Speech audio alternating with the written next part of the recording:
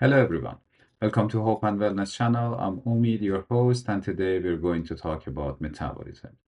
And we want to see what it is and define it and know what is a healthy metabolism and how we can improve our own metabolism. We want to know what does it mean to have a slow or fast metabolism. And then at the end, we're going to have some practical steps that we can implement to improve our metabolism. Let's get to it then. So, what is metabolism? Metabolism is defined by two different category of processes in the body. Processes that breaking down food to produce energy and processes that making up new tissue and new cells and new material in the body. So, catabolic processes are responsible for doing the breakdown of the food. So processes like glycolysis or protein catabolism or beta oxidation. So these processes are breaking down different type of foods. So for example, breaking down of carbohydrates are called glycolysis. So in this process of breaking down, the body just takes apart different components of the food and breaks it down to its very basic components. And in the process, it produces some energy and then some heat. Okay. So it's a process of, making a small pieces of the food. So it can be used in the next category of processes, which is called anabolic, to make up new things, which can be used inside the body to create tissues. So, for example, processes of gluconeogenesis, which is creating new sugar out of basic material. Okay, so these processes, the second category, the anabolic processes, they use energy to create something new.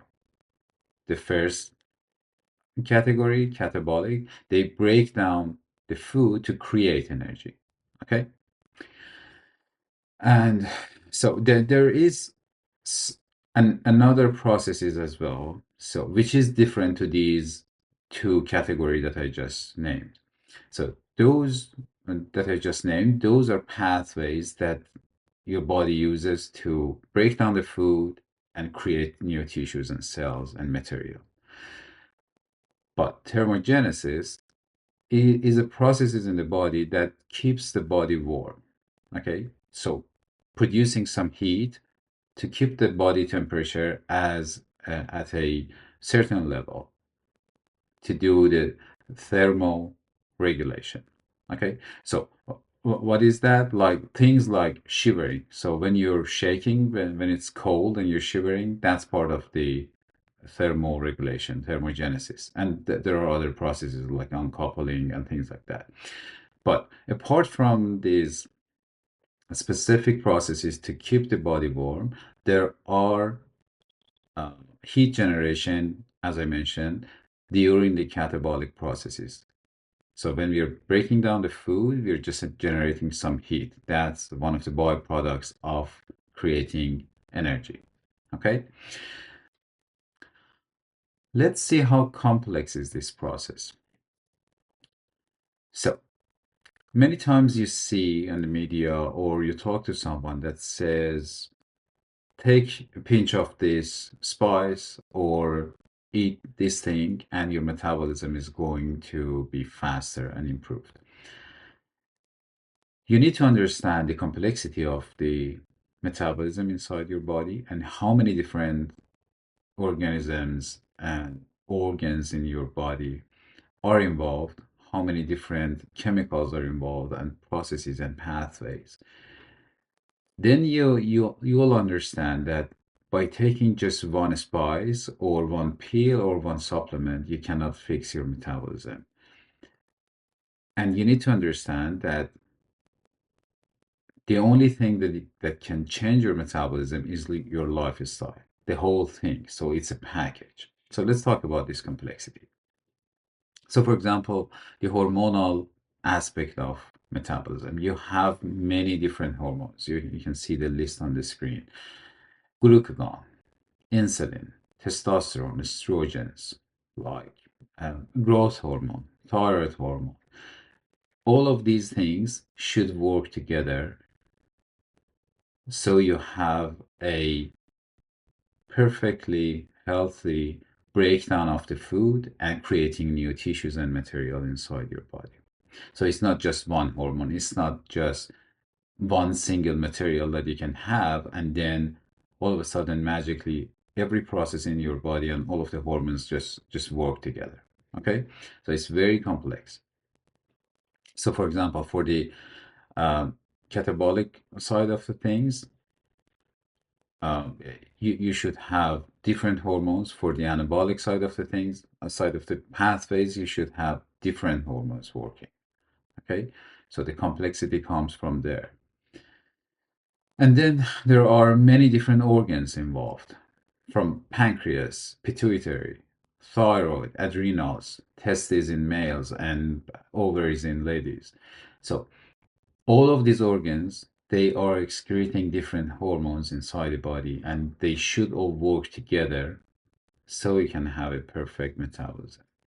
Other than the organs that are involved in these processes, there is another very important component, which is called mitochondria. That is an organelle that is a tiny uh, living organism inside every cell that we have. So all of these 40 trillion cells that we have in our body, all of them have this mitochondria. So it's kind of a micro that lives inside our cells, and its job is to eat glucose and fatty acids and then produce some ATP. What is ATP? Adenosine triphosphate. That's the currency of energy inside our body. So every cell that requires some energy, every process that requires some energy, it uses this molecule, this ATP. What is creating that ATP? Mitochondria creates that. How it's creating? It's using the fuel of glucose and fatty acids and then converts that. There is a chain of processes inside the mitochondria, and the outcome, the product of that process is ATP. So your body has energy. Other than the ATP, it produces some heat as well. Okay, so that's very important because every cell in your body is involved in this process in the metabolism. So when you're saying my metabolism is working or it's not working, it's fast or slow, it's related to mitochondria. It's related to every and each of the cells in your body, the mitochondria in your cells. It's very complex, and we're going to have another video on that as well because your cells can have multiple mitochondria inside them. It can have, each cell can have up to hundreds of different mitochondria. Okay, so you can increase the number. You can have healthy or unhealthy mitochondria. You can have mitochondria that are not producing energy for the rest of the body, but they're producing heat, so they're working like uncoupled. And that's another way of getting this process complex, and it shows you that the complexity of this whole thing is much, much further than you think. And it's not that simple that you take one supplement and it fixes all of the issues that you might have. So if you want to talk more about the rate of the metabolism, and we want to see that if it is slow or fast and have an indication of it, we should define two different indicators for that: BMR and AMR, basal metabolic rate and active metabolic rate. So all of these processes that I told you, after you eat, you're digesting the food, which is breaking down the food and then creating new tissues and materials and stuff like that. And your mitochondria is working to create some ATP and heat, and you keep your body warm and stuff like that. All of these things together, they require some energy. And this is, if you want to measure it using calories, the unit of measuring heat, you call it basal metabolic rate, BMR, which is on average something around 2000 calories for an average human. And if you do some more exercise or doing something on top of that, it is called AMR, active metabolic rate. So if you walk for 200 calories for half an hour, for an hour, your AMR is 2200 calories, for example. Those are just arbitrary numbers for the sake of, providing you some example. Okay. So when I'm saying my metabolism is fast, I mean that my metabolic rate is my BMR or AMR is higher. It's at a higher number. So I'm producing more energy and I'm using more energy in those processes that I told you before. Okay? So it's very related. Okay. Okay. Let's see, when we're saying that we're burning some food, when we're burning some calories inside our body, and we want to burn more if you want to stay lean, if you want not to get fat and have like extra unwanted fat, what are we burning? So there are two very important processes in the body, two different cycles, Randall cycle and Krebs cycle. In previous videos, I talked about Krebs cycle. Let's introduce a new one here called Randall. So when you eat some food and you provide your body with some material, your body decides what type of macronutrients entered in the body. And based on those, it decides what to provide the cells and how to start and those two different categories of processes that I told you, catabolic and anabolic processes.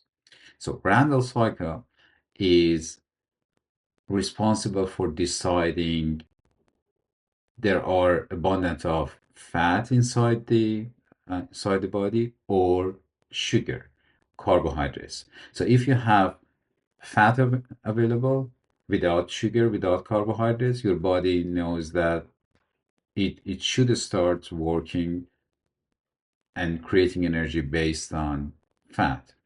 If you have carbohydrates available, your body decides to do that. So your body can use two different fuels. So your body knows two different sources of fuel. Okay. So simply put, if you have something like pasta, bread, and things like that that are full of carbohydrates, you're messaging your body that I have a lot of carbohydrates available and let's use this because this is the food that I just had. If you have something like butter or cheese or egg, you're messaging your body that you need to use fat as the primary source of fuel. And those mitochondria that I just named in the previous slide, those can use both fat and sugar, carbohydrates. And then we want to know about the relation between weight and metabolism. So you've heard this a lot, that my metabolism is slow and therefore I'm overweight.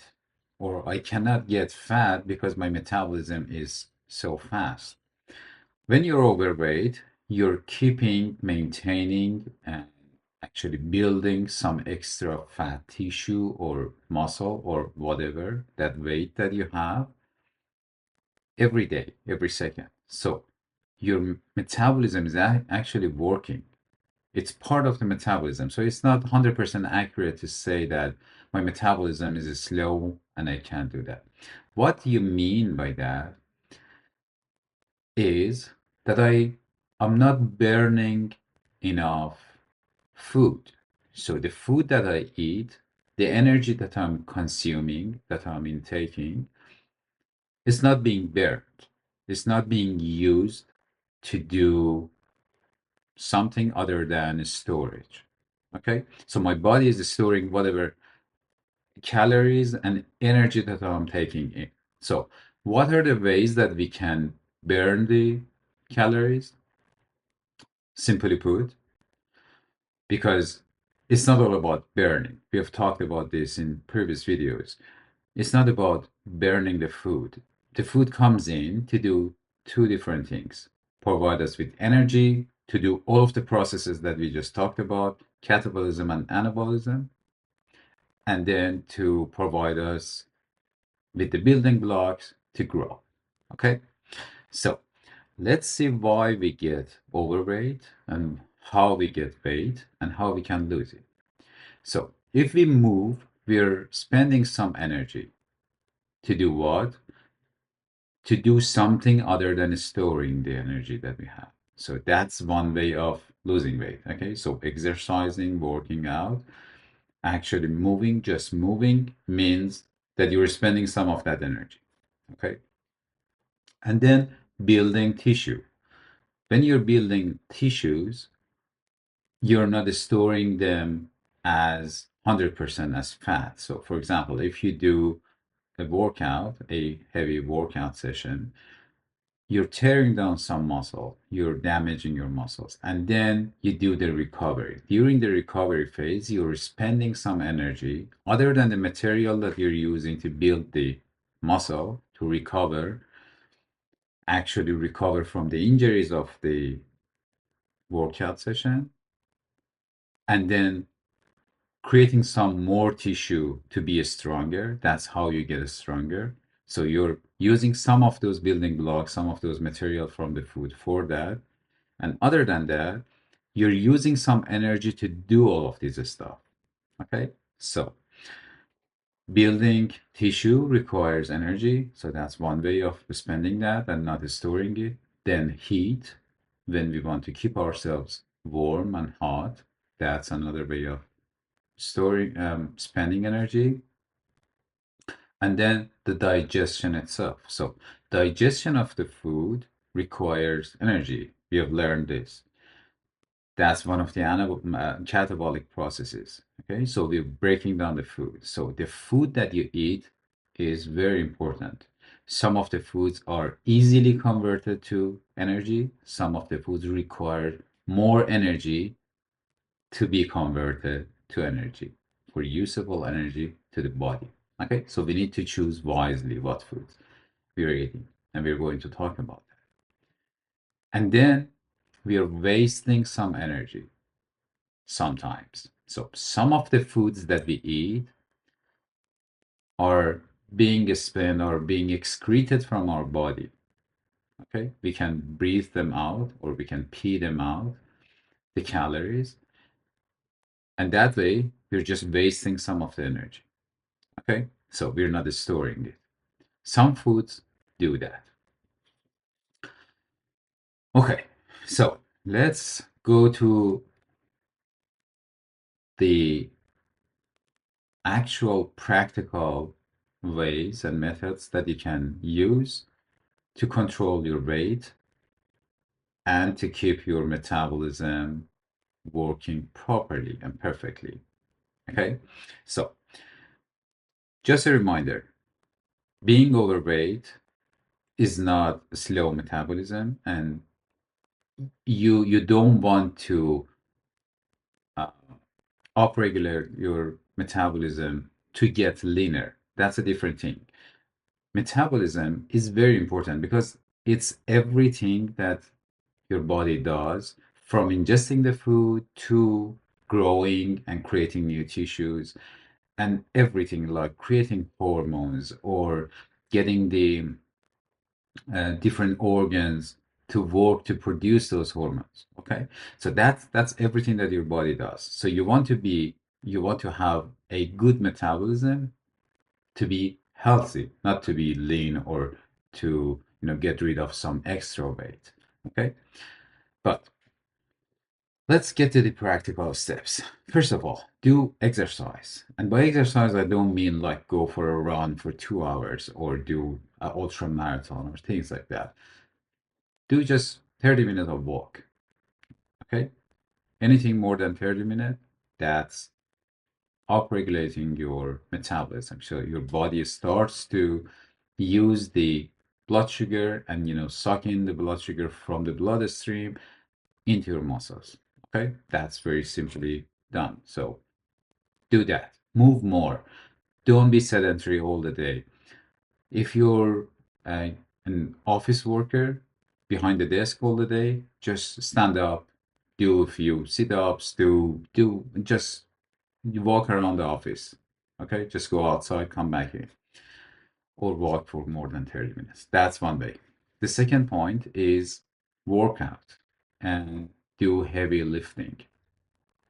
That does two different things. One is spending some energy, which is good for you. You're helping your body to uh, get rid of some of those extra energy if you have eaten anything extra. And then the other thing is stimulating your healthy hormones. So you're pushing your body to produce and excrete and make available those healthy hormones to the rest of the body. That is done by moving and exercising and working out, lifting heavy. Okay. So don't think that you're going to the gym or you're, uh, you know, holding some heavy weight because you want to spend more energy. You're doing multiple things at the same time. So creating more healthy hormone is one. Then you're stimulating your body to build more muscle. And that's very important because, first of all, creating tissue requires energy. So you're controlling that.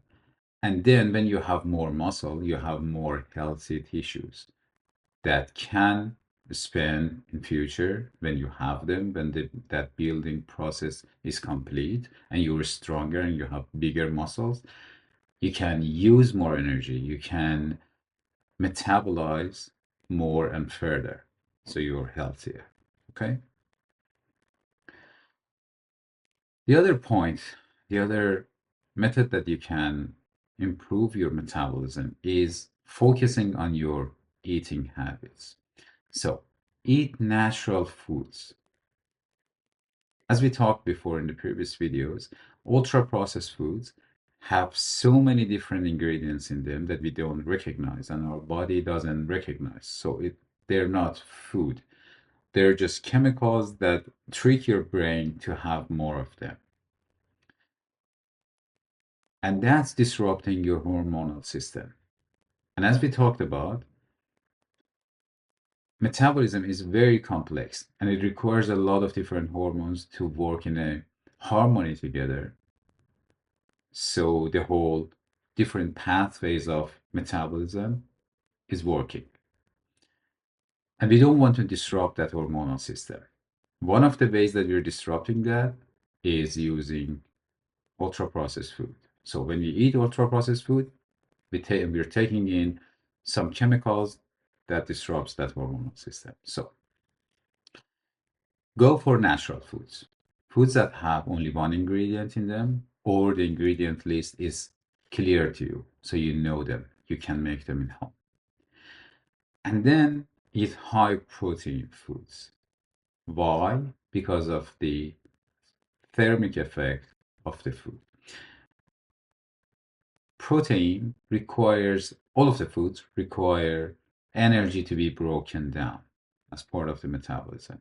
But protein requires more. Protein needs actually 20 to 30% of the energy of the food be spent on just breaking down. That percentage is 0 to 3% for fat and 5 to 10% for carbohydrates. So when you're having a piece of bread, which is 100 calorie, for example, you are you have 90 calorie, almost 90 calorie available to your body to do something with it. Okay. That same amount of calorie from protein will give you only 70 calorie.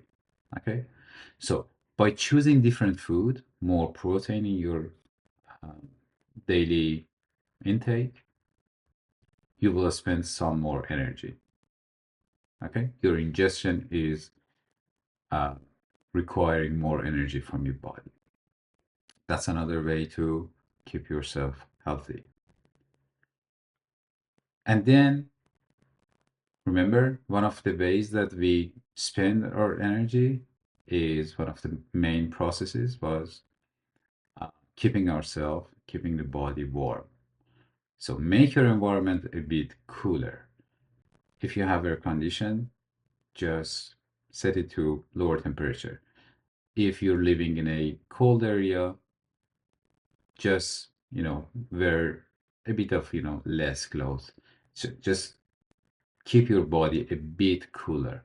So your body needs to do something to keep itself warm. That's spending some more energy. That's stimulating your body to produce and excrete all of those healthy hormones. Okay, that's one point. And then your bed, just keep it a bit colder. Don't use like too many blankets on top of each other, and don't make it so hot that you're just sweating.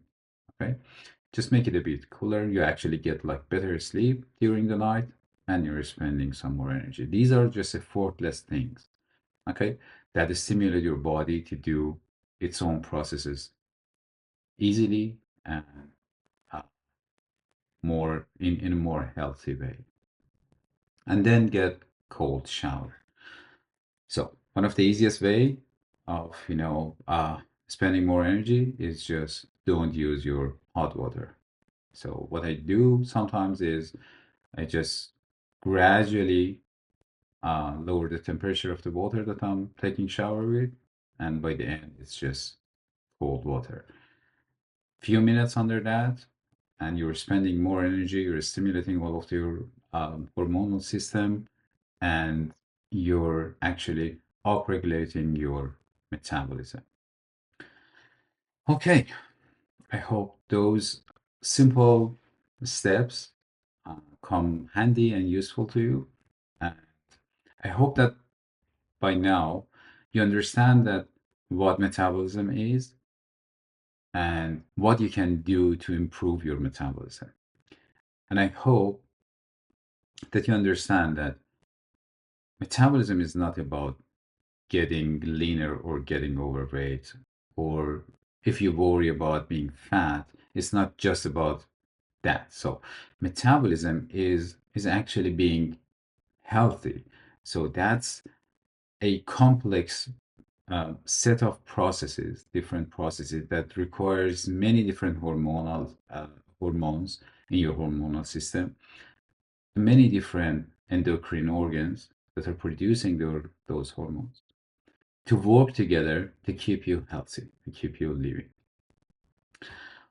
Okay, and I think that's it.